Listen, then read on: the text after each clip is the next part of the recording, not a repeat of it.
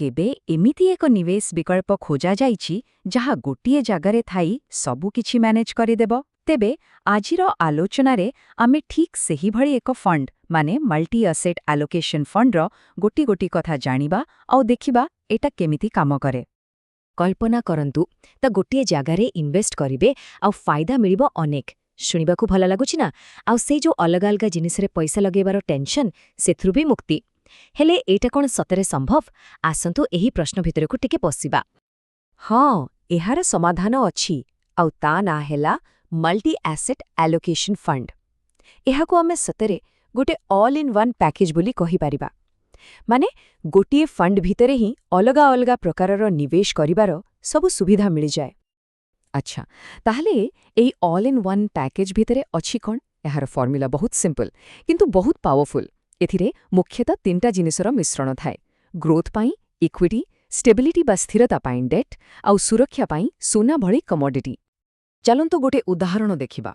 धरंतु गोटे फंडरे पैसाकू एमती भाग करा जाइछि 50% गला इक्विटीकू, 30% गला डेटकू और बाकी 20% गला सुनाकू। किंतु एठी गोटे बहुत मजादार कथा अछि। एई जो अनुपात एटा पथरर गारो नुहे। मार्केट जेमिति बदलिबो ए अनुपात भी सेमिति बदली पारे। आउ एटा ही तो एहार असल खासियत। तेबे एही तीनोटी भितरु इक्विटीर काम कोन? भाबी नियंतु पोर्टफोलियोर ग्रोथ इंजिन हेउछि इक्विटी। कारण एहार हाई रिटर्न देबर क्षमता अछि जहा निवेश को बहुत जल्दी आगुकू नहीं पारे। आउ जदि इक्विटी हेउछि गाड़ीर एक्सेलरेटर, तेबे डेट हेउछि तार शॉक ऑब्जर्वर। एहा पोर्टफोलियो को स्थिरता दिए। माने जेतेबेले शेयर बाजार ऊपर तळ हुए सेतेबेले डेट ही ताकू संभाली निए आउ क्षति को कम करि दिए। आउ शेषरे आसिला सुना। एहा हेउछि एक प्रकारर इंश्योरेंस पॉलिसी भଳି। जेतेबेले मुद्रास्फीति बढ़े किंबा बजाररे कोनोसी बड़ धरणर अस्थिरता देखा दिए सेतेबेले साधारणतः सुनार दाम बढ़ी थाए। आउ एहा पोर्टफोलियो को गोटे सुरक्षा देई थाए। ठीक अछि, तेबे आमे जानिले एथिरे कोन कोन थाए। किंतु ए सबुकू एकाठी बांधी रखुथिबा नियम गुड़िक कोन? आसंतु देखिबा खेलर नियम, माने ए फंड गुड़िक केमिति तियारी हुए। भारतरे सेबी एथिपाई किछि निर्दिष्ट नियम बनेछि जाहाकू जानिबा बहुत जरूरी। प्रथम आउ सबुठो गुरुत्वपूर्ण नियम हेला प्रत्येक फंड को अति कम रे 3टी अलग अलग एसेट क्लास रे इन्वेस्ट करबाकू पड़िबो। आउ द्वितीय नियम, खाली 3टा एसेट क्लास रखिदेले हबने। प्रत्येक एसेट क्लास रे अति कम रे 10% निवेश करिबा बाध्यतामूलक। एइटा ही सुनिश्चित करे जे डाइवर्सिफिकेशन बा विविधकरण केवल नाकू मात्र नुहे बरं वास्तवरे काम करुछि। एही नियम गुड़िकू जोगु डायनामिक एलोकेशन संभव हुए। एहार माने कोन? सरल भाषारे कहिले जेतेबेले बजार उपरकू जाउथाए फंड मैनेजर अधिक लाभ पाई इक्विटी रे पैसा बढ़ाई दियंती। आउ जेतेबेले बजार तळकू खसे सेतेबेले पोर्टफोलियो को बंचेबा पाई डेट आउ सुना भଳି सुरक्षित जगारे निवेश बढ़ाई दियंती। ए जो फ्लेक्सिबिलिटी एइटा ही एहारा असल कमाल। तेबे ए सबु नियम, एही डायनामिक एलोकेशन, ए सबुरु शेषरे लाभ कोन मिले? जणे निवेशक पाई एथिरे कोन फायदा अछि? आसंतु एबे सेही मुख्य लाभ गुड़िक उपरे नजर पकेबा। देखंतु एहार मुख्य लाभ हेला प्रथमतः कम अस्थिरता।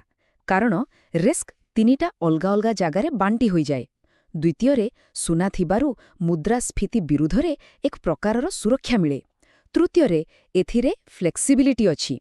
आउ सबुठ बड़ कथा, ए पूरा कामटा जणे प्रोफेशनल फंड मैनेजर करंती, जे बजार को देखी ठीक समयरे ठीक निष्पत्ति नियंती।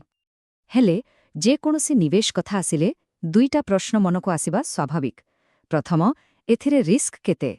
आउ द्वितीय, केते समय धरी धैर्य रखिबाकू पड़िबो? एबे आसंतु एही 2टी गुरुत्वपूर्ण प्रश्नर उत्तर खोजिबा। रिस्क कथा कहिले जेहेतु एथिरे इक्विटी, डेट आउ सुना एमती 3टा जिनसर मिश्रण अछि, रिस्कटा बांटी होई जाए। सेथिपाई एहार ओवरऑल रिस्क लेवल साधारणतः मॉडरेट बा मध्यम धरणर होई थाए। माने गोटे प्योर इक्विटी फंड तुलनारे एथिरे रिस्क कम। हेले गोटे कथा मने रखिबाकू हेबो, एथिरे जेहेतु इक्विटीर अंश अछि, शॉर्ट टर्म मार्केट उत्थान पतनर प्रभाव एहा उपरे पड़ी पारे। सेठिपाई जदि एहार पूरा फायदा उठेबार अछि, तेबे अति कमरे 3 वर्ष बा ताठू अधिक समय पाई निवेश करिबाकू परामर्श दिया जाए।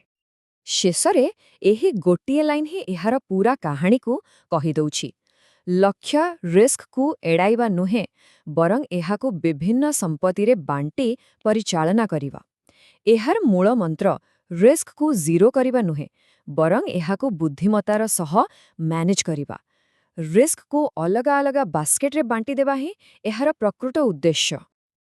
ତେବେ ଏସବୁ ଆଲୋଚନା ପରେ ଶେଷରେ ଗୋଟିଏ ମୂଳ ପ୍ରଶ୍ନ ଆସି ପହଞ୍ଚୁଛି। ଲକ୍ଷ୍ୟ କ'ଣ ହେବା ଉଚିତ? କେବଳ ହାଇ ରିଟର୍ନ ପଛରେ ଦୌଡ଼ିବା, ନା ଏକ ସନ୍ତୁଳିତ ବା ବାଲାନ୍ସଡ୍ ପୋର୍ଟଫୋଲିଓ ତିଆରି କରିବା? ଏହି ପ୍ରଶ୍ନର ଉତ୍ତର ହିଁ ପ୍ରତ୍ୟେକ ନିବେଶକଙ୍କ ଆର୍ଥିକ ଯାତ୍ରାର ଦିଗ ନିର୍ଣ୍ଣୟ କରିଥାଏ। ଏହା ଉପରେ ଟିକେ ଭାବିବା ନିହାତି ଜରୁରୀ।